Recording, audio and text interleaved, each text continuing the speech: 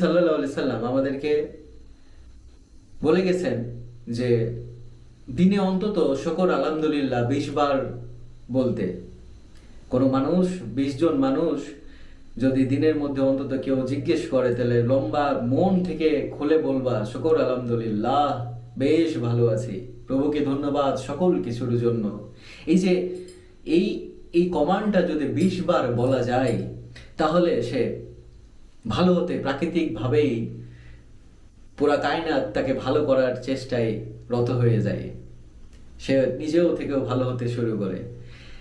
আপনি নিজেও ব্যক্তিগতভাবে চর্চা করে দেখবেন, আপনি যতই খারাপ অবস্থায় থাকুন তারপরও মন খুলে, মানে ওই মুখে মুখে বললে হবে না, কিন্তু মন থেকে বলবেন যে শুকর আলহামদুলিল্লাহ, বেশ ভালো আছি। তাহলে দেখবেন যে আপনি কিন্তু ভালো হওয়ার যে, আপনার ভিতরে ভালো হওয়ার যে হাওয়া, এটা বইতে শুরু করবে। এটা কিন্তু বাস্তব